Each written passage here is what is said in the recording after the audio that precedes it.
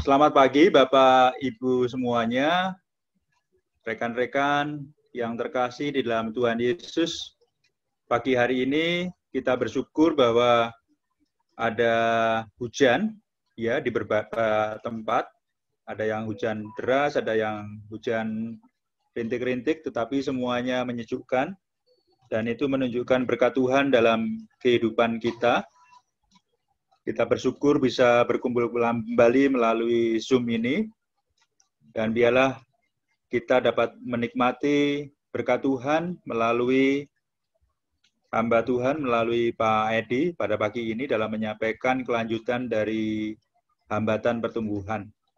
Memang proses pertumbuhan ini kan memerlukan berbagai langkah ya ada komitmen dari diri kita, tetapi semuanya tidak akan bisa terjadi tanpa penyertaan Tuhan dalam kehidupan kita maupun dalam upaya kita untuk mencapai arah yang Tuhan kehendaki.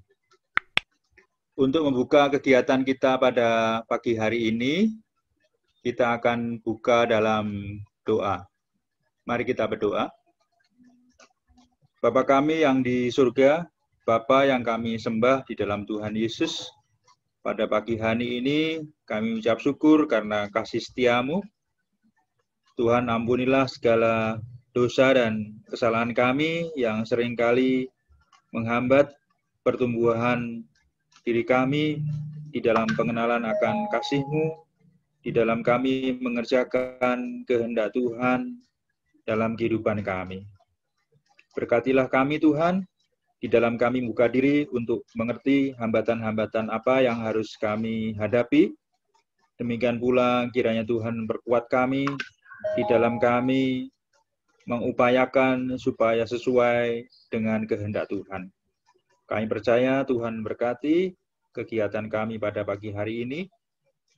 Kami percaya bahwa Tuhan menyertai setiap orang yang mengaku percaya kepadamu, setiap anggota jemaat GKMI Pengharapan, baik yang mengikuti kegiatan pada pagi hari ini maupun dengan kesibukan mereka masing-masing, biarlah Tuhan yang beserta dengan kegiatan kami semua. Kami serahkan Pak Edi yang akan menyampaikan kebenaran firman Tuhan, dan biarlah kami boleh mampu melakukan dalam kehidupan kami sehari-hari. Di dalam Tuhan Yesus kami telah berdoa dan mengakui segala dosa dan salah kami. Amin. Kami serahkan kepada Pak Edi. Ya, Bapak Ibu, saudara-saudara sekalian yang dikasih Tuhan, ini adalah bagian melanjutkan dari kemarin pengantar yang sudah kita terima sama-sama.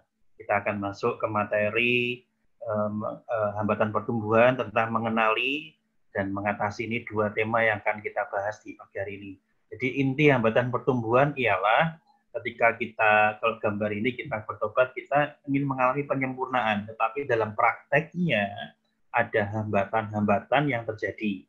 Dan itulah kita perlunya mengenali sekaligus bagaimana mengatasinya. Ya, kita akan masuk bagian itu. Tapi sebelum itu, sangat baik ketika pagi hari ini Tuhan juga memberikan satu ilustrasi yang tepat buat saya menyampaikan gitu ya.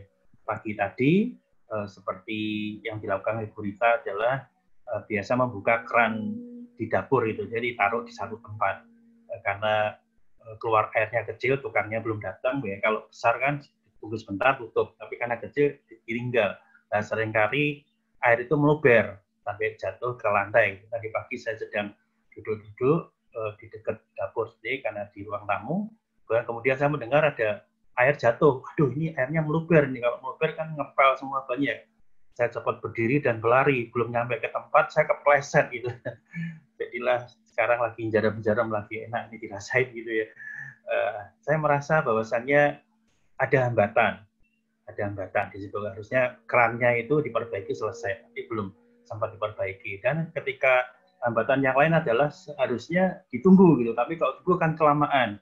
Yang lain aja kelupaan juga. Yang lain hambatan lain. Lagi saya tergesa-gesa. Sadar kalau itu air jatuh ke tanah, air itu bikin licin. Jadi ketika lari, jatuh saya sampai ke belakang gitu. Nah, akhirnya sekarang lagi merasakan nikmatnya orang jatuh gitu. Nah, saya pikir ini satu hal yang baik yang Tuhan izinkan dalam diri saya untuk mengenali hambatan pertumbuhan yang ada, bagaimana mengatasinya. Ini ada sesuatu yang harus kita atasi. Nah, seperti itu sekalian. Mari kita melihat bersama-sama definisi sebentar ya sebelum slide yang berikutnya. Hambatan pertumbuhan itulah hal-hal yang perlu diatasi agar pertumbuhan dapat terus berlanjut. Nah, ini tadi ilustrasi yang tepat pagi hari ini saya dapat apa yang perlu diatasi, hal yang perlu diatasi agar pertumbuhan terus berlanjut, agar itu nggak ganggu dalam hal yang berikutnya gitu ya. Ya, yuk kita lihat ada dua hal yaitu mengenali dan mengatasi. Jadi mengenali hambatan pertumbuhan dan mengatasi hambatan pertumbuhan. Tentu bagian yang pertama adalah mengenali hambatan pertumbuhan. Hambatan pertumbuhan mengenali ada dua, yaitu sumber hambatan, yang kedua bentuk hambatan. Nah, dengan demikian kita ngerti, oh ternyata ini loh sumbernya, kemudian bentuk hambatannya seperti apa. Seperti saya tadi, sumbernya apa? Sebetulnya aliran airnya kurang kencang, sudah disiapin sama Pak David untuk pasang alat, cuma tinggal tunggu tukang aja, udah ngerti. Kemudian bentuk-bentuk hambatannya itu apa? Nah, kita akan belajar bersama-sama. Ada dua ayat yang akan kita baca. Silakan seorang dari antara kita membaca yang pertama, Efesus 2, ayat 2 dan 3. Silakan di-unmute, kemudian baca.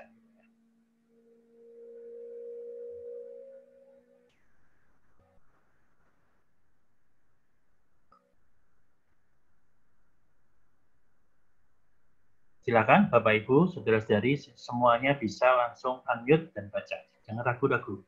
Saya baca ya. Silakan Oma. Kamu hidup di dalamnya karena kamu mengikuti jalan dunia ini. Karena kamu mentaati penguasa kerajaan angkasa, yaitu roh yang sekarang sedang bekerja di antara orang-orang durhaka.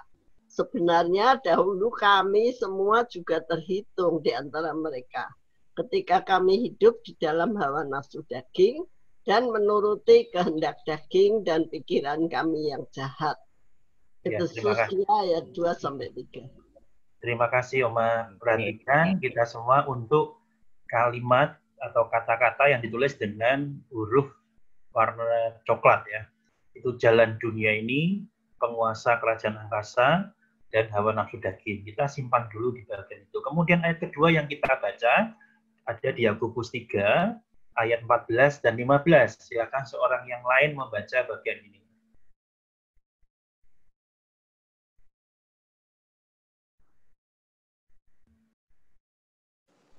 Saya baca Pak ya. Silakan Pak Haji. Jika kamu menaruh perhatian diri hati dan kamu mementingkan diri sendiri, janganlah kamu memegahkan diri dan janganlah berdusta melawan kebenaran. Itu bukanlah hikmat yang datang dari atas, tetapi dari dunia dan dari nafsu manusia dan dari setan. Yakobus 3 ayat 14 sampai dengan 15, Pak. Terima kasih Pak Haji. Iya, Pak.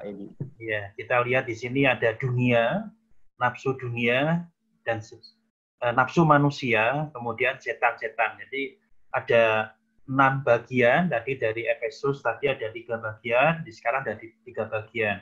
Nah, dari Kambium itu merangkumnya menjadi 3 bagian besar.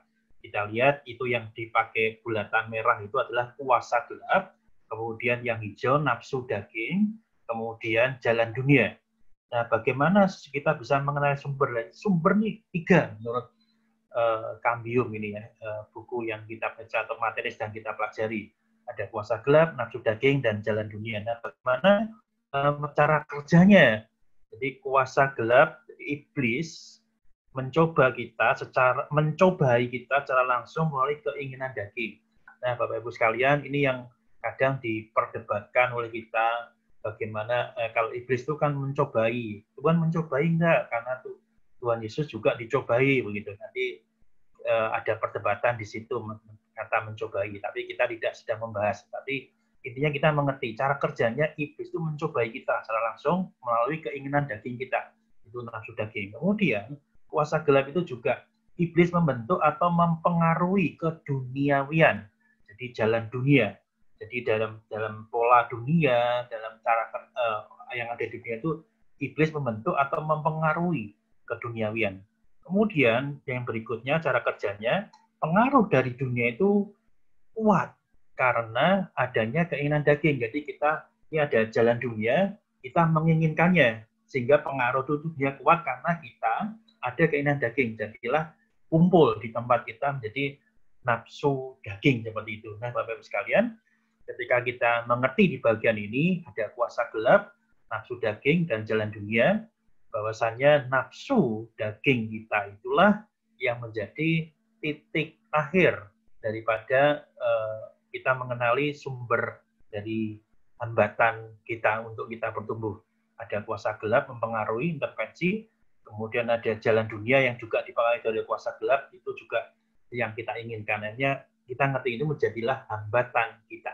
Jadi hambatan karena ada dalam diri kita lebih banyak lagi pada nafsu daging kita, nafsu keduniawian kita.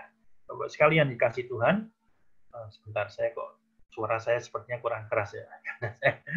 Lagi-lagi saya berusaha untuk suara lebih keras lagi ya. Ya Bapak Ibu sekalian kasih Tuhan, ketika kita mengerti di bagian ini, kita harus sadar bahwasannya kuasa-kuasa gelap dan jalan dunia yang dipakai oleh kuasa gelap itu sangat mempengaruhi dari nafsu kedagingan kita. Inilah sumber daripada hambatan kita untuk hidup kudus di hadapan Tuhan, untuk hidup di dalam kemuliaan Tuhan. Lebih tepat lagi, kami memberikan satu gambar yang bagus lagi. Ini ada satu lingkaran, kemudian ada panah-panah yang seperti itu, dosa masuk dalam kehidupan manusia. Kenapa dosa bisa masuk ke dalam kehidupan manusia dan area-area kebutuhan di dalam area gambar kotak, kemudian gambar yang bentuk-bentuk di dalam lingkaran itu menunjukkan tuh area-area kebutuhan dan itu ada bagian-bagian yang kosong. Ada celah atau ruang kosong di area kebutuhan manusia yang haus untuk dipenuhkan akibat relasi dengan Allah yang rusak. Jadi Bapak Ibu sekalian perhatikan, saya akan mengulang lagi posisi dan relasi. Posisi kita itu anak Allah tidak pernah berubah, tetapi relasi kita terganggu dengan adanya dosa yang ada di dalam kehidupan kita. Nah, ketika relasi kita terganggu, sadar bahwasanya ada ruang-ruang atau celah-celah kosong di mana itu dosa bisa masuk di dalam kehidupan manusia. Atau dosa itu, yang kedua, dosa itu menciptakan ruang atau celah kosong di dalam kehidupan kita. Jadilah kita secara sadar ataupun tidak sadar, kita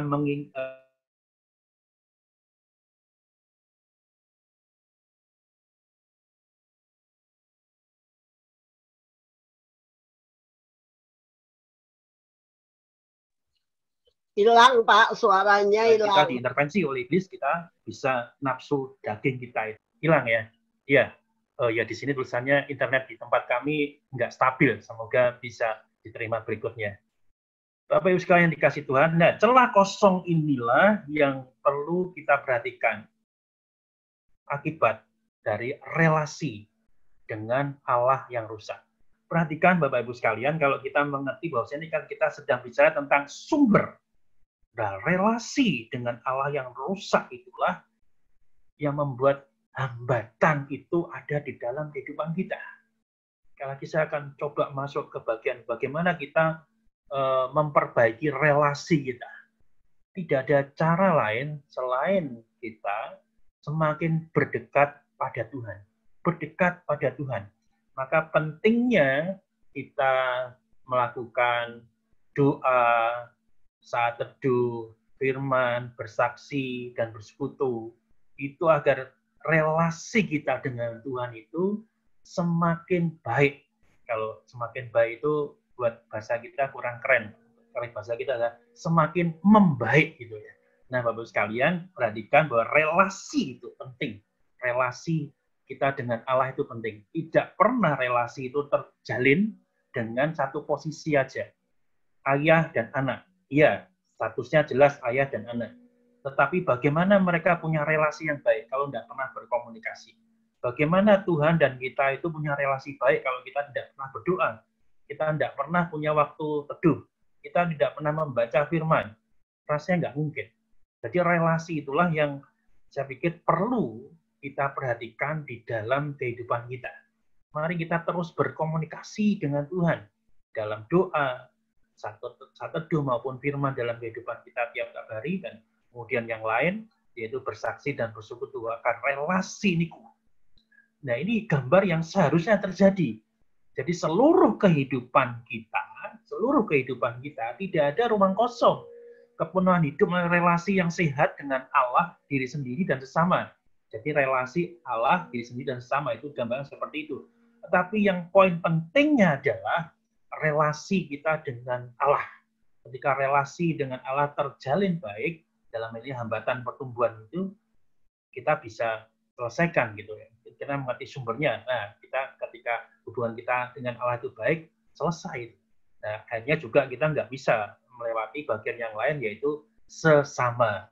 Tapi sekali lagi, memang itu penting, Allah dan sesama. Itu hukum yang pertama dan terutama, bukan? Tapi dalam hal ini saya ingin katakan, relasi dengan Allah itu yang perlu dan serius kita pikirkan dan perlu kita lakukan. Nah, Bapak-Ibu sekalian, tadi ini seharusnya terjadi keadaan yang awal tadi, keadaan hambatannya. Kemudian kenyataannya seperti ini. Area-area kebutuhan manusia yang kosong kemudian menjadi tempat berpijak bagi kuasa gelap, jalan dunia, nafsu daging. Tadi kan seharusnya penuh gitu ya. Jadi ini ada ruang-ruang kosong, nanti kenyataannya yang hambatan kita ya seperti itu. Area-area kebutuhan yang kosong itulah yang dipakai. Jadi begini, ketika kita punya satu ruang gitu ya, satu ruang.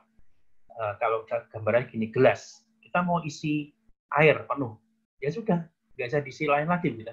Ketika kita menuangkan lagi, ada benda yang lain kita masukkan, itu akan membuat air itu keluar.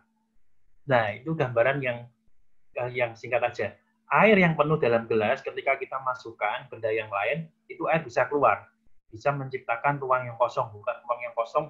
Oh, ini ruang kosong dimasukin lagi, jelas itu bisa. Tetapi air yang penuh di dalam gelas pun, ketika dimasukkan benda yang lain, air itu bisa keluar, gitu kan. Benda yang lain yang masuk. Nah, kita perlu perhatikan penuh bahwasannya yang saya sampaikan ini, kita itu rentan. Nah, Bapak-Ibu sekalian, kita perlu mengerti bahwasannya inilah area-area kebutuhan yang kosong yang bisa diisi oleh kuasa gelap, jalan dunia, termasuk juga keinginan dari kita sendiri. Kita perlu hati-hati.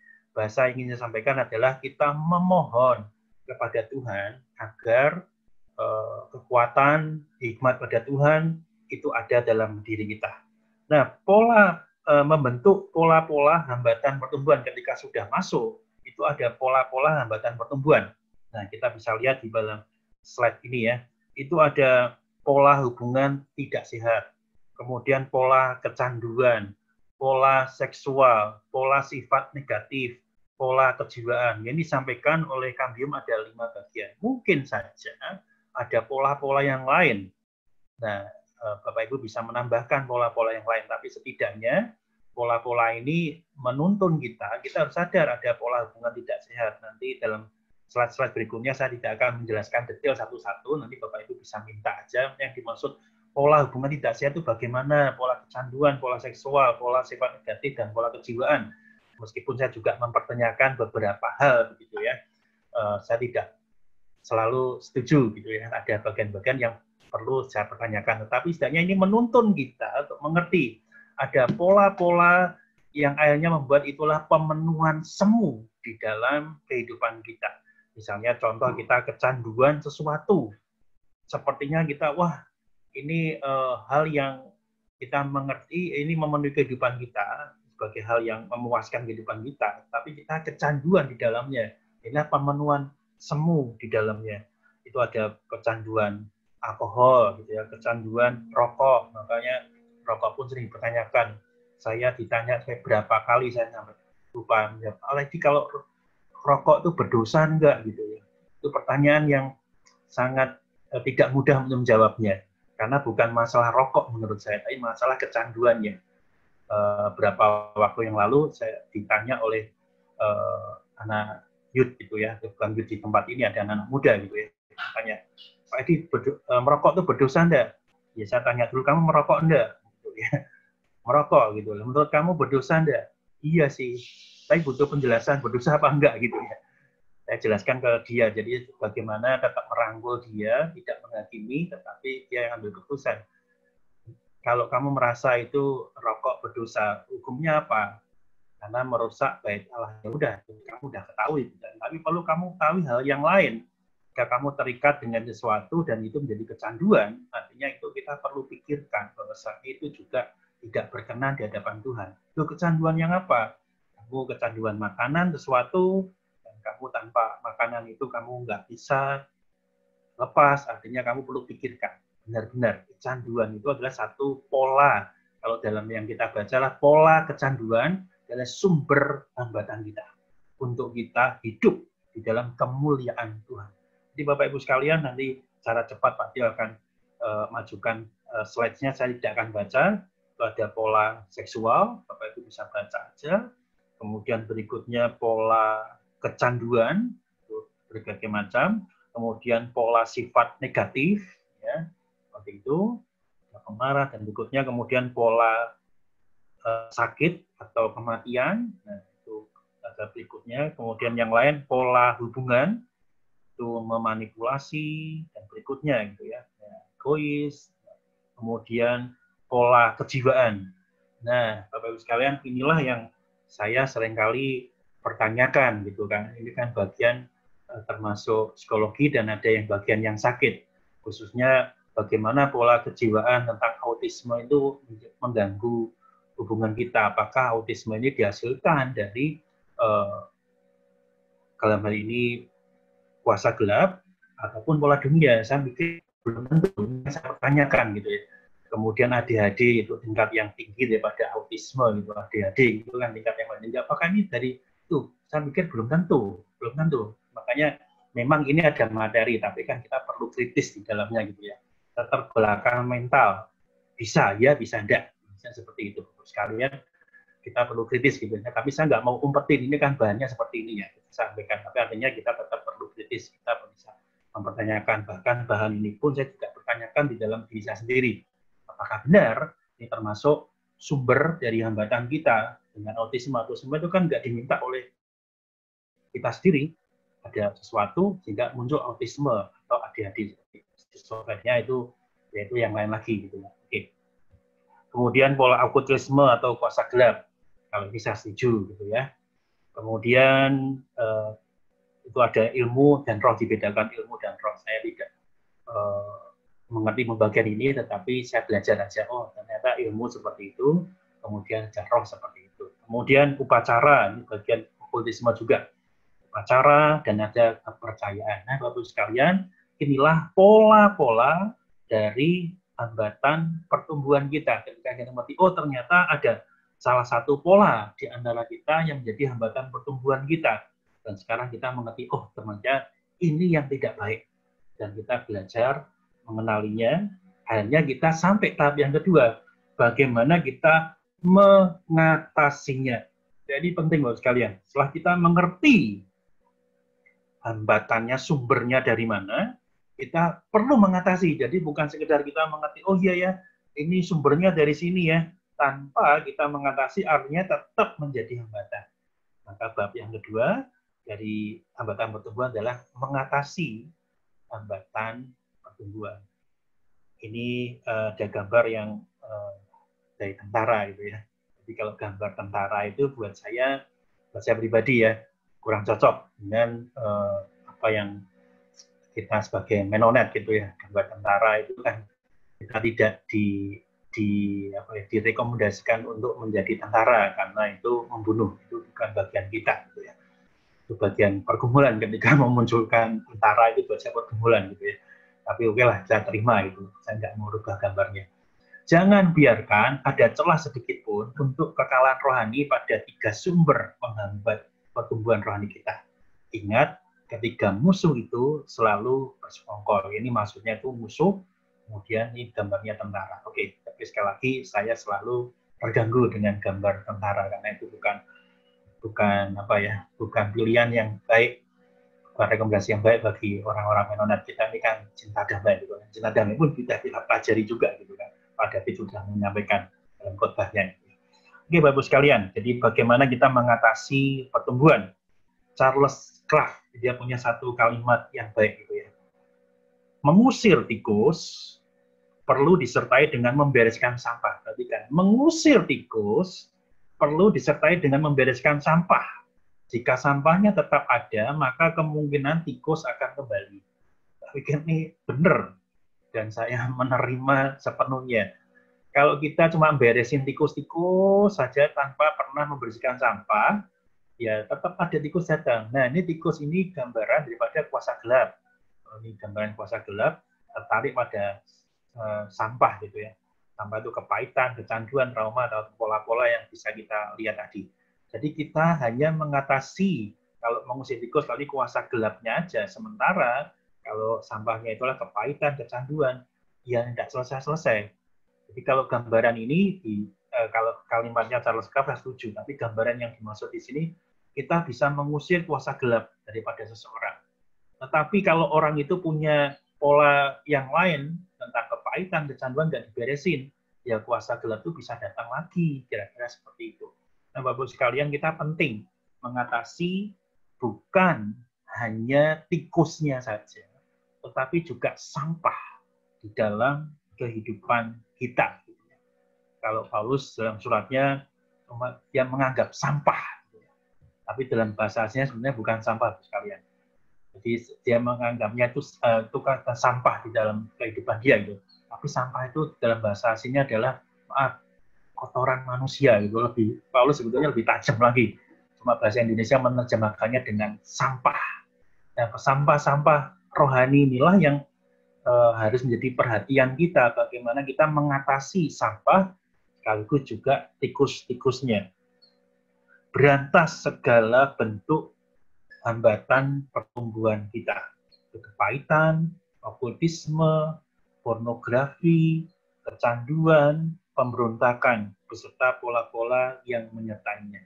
Jadi kita harus serius memikirkan bagian-bagian ini. Nah, saya akan coba pelan sedikit di bagian ini.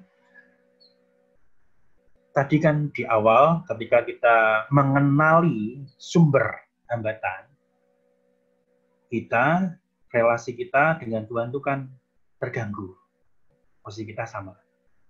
Sekarang kita dalam tahap untuk mengatasi bagaimana seorang itu yang rajin dan disiplin rohani, rajin untuk membaca Alkitab, rajin berdoa, rajin membaca firman, kemudian juga melakukan bersaksi dan bersekutu, tetapi dia punya sampah di dalam kehidupannya. Mungkin kan Bapak Ibu sekalian, ini terjadi dalam diri kita juga. Kita punya kepahitan, kita punya kecanduan, kita terlibat dalam pornografi, okultisme, dan pemberontakan. Sangat mungkin. Nah, inilah celah-celah yang dimaksud tadi. Jadi kita mengerti, kita selagi kita menjalankan disiplin rohani, kita pun masih ada sampah. Dan inilah yang harus dibersihkan dalam kehidupan kita. Sekali lagi ini bagian yang tidak mudah, tetapi kenyataannya sampah-sampah itu kita pelihara. Kita lebih berfokus untuk mengusir tikusnya, kuasa gelapnya, tetapi sementara sampah itu justru kita pelihara. Kepahitan, terus tidak mau mengampuni, itu kan sampah dalam kehidupan kita.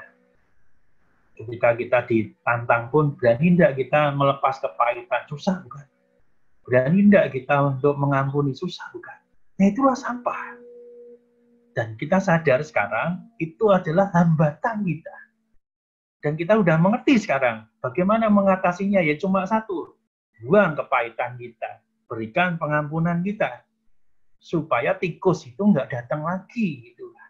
Nah, Bapak-Ibu sekalian, sekali lagi tantangan bagi kita semua, bagaimana kita mengatasi sampah-sampah atau hambatan pertumbuhan ini.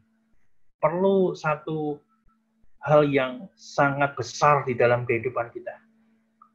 Sadar itu sampah, sadar itu bau, sadar itu tidak baik buat kesehatan, tetapi kita sayang membuangnya.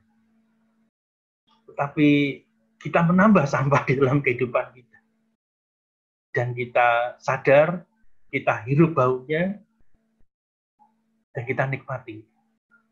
Akhirnya menjadi celaka dalam kehidupan kita. Lagi tidak mudah. Tapi ayo kita bersama-sama belajar mengatasi dari hambatan pertumbuhan ini. Nah, slide berikutnya kira-kira gambaran yang sangat bagus. Ada orang yang diikat dengan tali, kemudian ada orang yang bebas. Pilihan untuk mengalami kasih karunia Tuhan dan kemerdekaan melalui kuasa salib Kristus. Kita tuh kan tidak mampu sekalian tadi punya sampah-sampah. Misalnya kan contoh kepahitan, kemudian tidak bisa mengampuni, itu kan sampah. Kita terbelenggu. Dan kalau kita meyakini bahwasanya Kristus melalui salibnya itu memberikan kemerdekaan, artinya kita orang bebas. Nah, kalau posisi kita seharusnya orang bebas, tetapi kenyataannya kita mengikatkan diri. Ya, kemerdekaan kita itu diikat oleh diri kita sendiri dengan relasi yang rusak tadi. Jadi siapa yang mengikat diri kita dalam kebebasan? Kita sendiri. Karena kita tidak mau mengatasi atau kita belum bersedia untuk mengatasi hambatan pertumbuhan kita. Ini bagian yang penting di dalam kehidupan kita, sekalian. Kita sadar ada hambatan pertumbuhan dan tahu cara mengatasinya, tetapi kita tidak mau melakukannya. Itu hal yang besar di dalam kehidupan kita. Seharusnya kita menjadi orang-orang yang merdeka di dalam Kristus. Datang kepada Tuhan secara pribadi. Itu adalah cara yang tepat dan paling baik di dalam kehidupan kita. Jadi gambar panahnya itu kan dua arah ya. Tuhan memerdekakan kita. Tapi bagaimana kita datang kepada Tuhan? Ini kan problem dari hambatan itu. Datang pada Tuhan. Dengan relasi yang baik pada Tuhan. Nah, kita buang sampah-sampah kita. Kita usir tikusnya, kita buang sampah kita. Dan mari kita belajar bersama-sama. Mari kita lihat Yakobus 5 ayat 16. Nah, ini penting. Silakan seorang yang lain membaca ayat ini. Saya baca, Pak. Silakan Bu Bambang. Nanti ada orang lagi nanti ya. Saya tadi mendengar ada suara nanti salah ini bacain. Sebenarnya Bu Bambang dulu ya. Karena itu hendaklah kamu saling mengaku dosamu dan saling mendoakan supaya kamu sembuh. Doa orang yang benar bila dengan yakin didoakan sangat besar kuasanya. Yakobus 5 ayat 16. Terima kasih. Terima kasih Bu Bambang. Nah, Bapak sekalian, sekali lagi kita sedang ada dalam pembahasan mengatasi hambatan itu. Ini tidak bicara yang bagian doa yang bawah, tapi yang dipakai huruf yang warna coklat gitu ya. Saling mengaku dosamu, saling mendoakan supaya kamu sembuh. Perhatikan kalau kata saling itu artinya bukannya diri saya, bukan kita dengan Tuhan. Maksud kita Tuhan mengaku dosa sama kita kan enggak. Jadi Yakobus 5 ayat 16 ini setidaknya memberikan satu cara pandang kita untuk mengatasi betul kita datang pada Tuhan. Tetapi kita juga ingat dengan seperti ini, kita perlu bekerja sama dengan orang-orang yang lain. Karena saling mengaku dosa, saling mendoakan. Supaya kita sembuh. Nah, kita lihat pola ini ada Tuhan yang digambarkan dengan salib, kemudian saya di bagian kiri Bapak, kemudian ada mentor atau rekan. Nah, inilah menjadi pengertian bagi kita memahami Yakobus 5:16. Tuhan menghendaki saudara bekerja sama dengan Dia dan anggota keluarganya. Bapak Ibu masih ingat dalam pembahasan tentang lahir baru ya maksudnya. Kita semua adalah anggota keluarga Tuhan. Nah, kalau kita ingat itu artinya sesama kita itu adalah anggota keluarga Tuhan. Betul ya, Bapak Ibu masih ingat ya di bagian pembahasan itu ya, kita semua yang lahir baru adalah anggota keluarga Tuhan. Nah, makanya Yakobus mengingatkan saling mengaku dosamu. Kita sadar bahwasanya kita kita perlu bekerja sama. Kalau misalnya seperti ini, ada pola-pola atau tadi hambatan yang masuk dengan sampah. Kalau saya mengatakan kepahitan, bisa juga kan kepahitan kepada sesama kita. Kita susah mengampuni dia kepada sama kita. Makanya Yakobus menekankan saling mengaku dosa, saling mendoakan supaya kita itu sembuh. Nah, itulah bagian yang baik dari Yakobus 5:16. Kemudian itu digambarkan lagi nilai-nilai penerapannya, yaitu kehendak, kerendahan hati, dan keterbukaan, kemudian pertobatan dan ketaatan. Kemudian tipsnya itu di bagian kanan, tips ya, tidak mendominasi, sabar dan bertekun. Kemudian ujilah setiap suara kesan yang saudara terima. Ini memang bisa luas kalau dibahas, tapi simpelnya seperti ini. Kalau kita saling, ya tipsnya jangan mendominasi. Oh, saya yang lebih banyak menguasai pembicaraan, atau saya lebih banyak memberikan sesuatu, tidak. Tapi karena saling ada keberimbangan. Kemudian sabar, tekun dalam mengatasi hambatan ini, dan uji setiap suara kesan yang saudara terima. Ini penting loh sekali, saya lebih banyak tipsnya ya. Karena ketika kita saling mendoakan, kita saling mengaku dosa, kita perlu betul-betul minta hikmat Tuhan. Minta hikmat Tuhan. Sekali lagi, tadi kan kalimat saya, minta hikmat Tuhan. Karena setiap suara atau kesan yang kita terima itu perlu kita uji.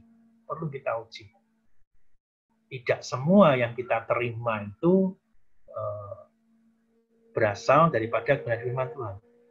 Tapi perlu kita uji. Makanya saya ketika banyak orang mengatakan saya mendengar suara Tuhan, saya lebih pastinya gini. Tuhan kok tidak bicara audible menurut saya. Di zaman sekarang, ya. Kalau di zaman perjanjian lama dekat dengan Musa, bisa saja dan sangat mungkin itu audible.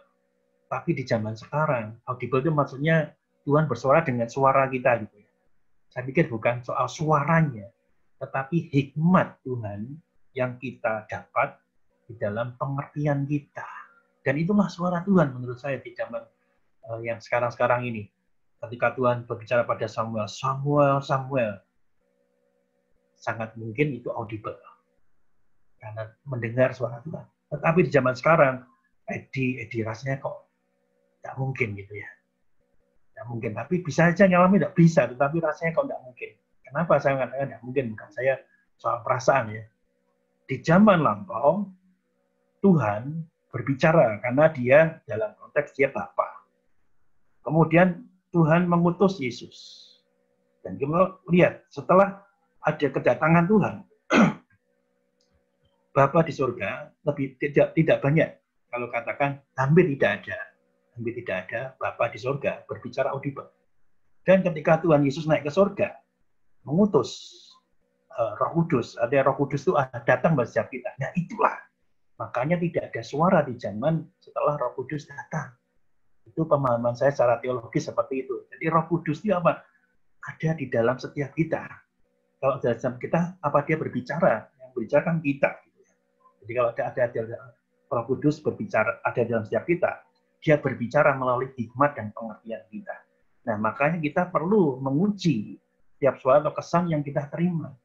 Apakah itu benar berasal daripada Tuhan? Meskipun konteksnya saling mendoakan, saling mengaku dosa. Tapi sekali lagi kita perlu uji itu. Nah, bagian-bagian ini mendengarkan suara Tuhan, itu disebut dengan listening prayer. Nah, Bapak sekalian, kita perlu belajar daripada listening prayer ini. Jadi yang pertama, mintalah Tuhan menunjukkan hambatan pertumbuhan kita, pertumbuhan saudara. Akulah sarinci dengan rendah hati. Kemudian yang kedua, mintalah Tuhan menunjukkan bagaimana mengatasinya. Jadi tunjukkan hambatan pertumbuhannya itu apa. Kemudian cara mengatasinya bagaimana. Ini adalah listening prayer. Sesuai dengan cara dan waktu Tuhan. Kemudian taatilah Tuhan. Hal yang mungkin Tuhan tunjukkan untuk kita lakukan, sudah lakukan. Mengampuni, memutuskan ikatan, meninggalkan dosa. Bapak-Ibu sekalian, listening prayer kalimatnya mudah. Tapi mari kita perlahan memahami. Ternyata tidak mudah. Ternyata bagian yang ketiga. Minta Tuhan, listening prayer, minta Tuhan. Tuhan, tunjukkan hambatan pertumbuhan saya. Kadang kita pengen bertumbuh, hambatannya apa? Kemudian Tuhan tunjukkan. Tapi sekali lagi itu uji, bisa merekan mentor kita. Kemudian kita juga minta Tuhan tunjukkan caranya. Tuhan sudah tunjukkan caranya gitu. Tapi bagian ketiga, taatilah Tuhan. Ayo, sudah kasih tahu caranya. Kamu mau enggak buang sampah-sampah? Nah, listening prayer ini bagian pertama penting. Bagian kedua juga tidak kalah penting. Tapi bagian yang ketiga itu mungkin jadi super penting di dalam kehidupan kita. Tanpa 1 dan 2, kita nggak ngerti. Tapi dengan adanya 1, kita bisa mengerti yang kedua, tapi kita juga lebih mengerti yang ketiga. Tapi bagaimana kita berani atau bersiap sedia untuk melakukannya.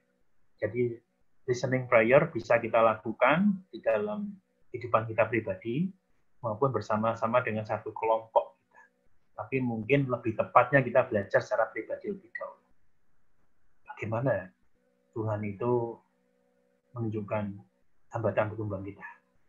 Kemudian bagaimana Tuhan cara mengatasinya. Kalau kita ada kepahitan, Tuhan sudah berbicara, sekali lagi Tuhan berbicara, konteksnya adalah Tuhan berhikmat ya. Ayo kamu ampuni dia, lepas kepahitan, dan indah. Itulah bagian pada listening prayer. Jadi langkah awalnya kan seperti ini.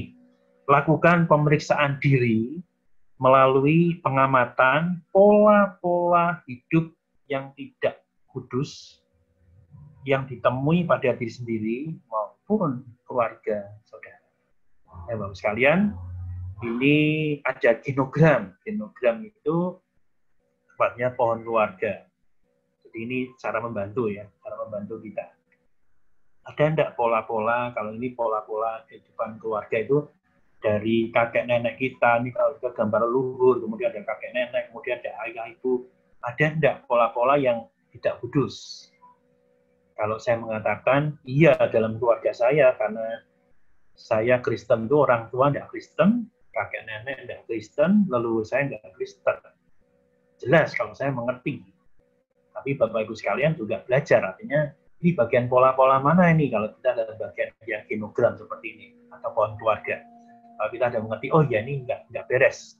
Saya pun juga harus sadar bahwasannya ketika melihat bagian ini, papi saya lebih tepat dikatakan orang skeptis. Orang skeptis, ya udahlah.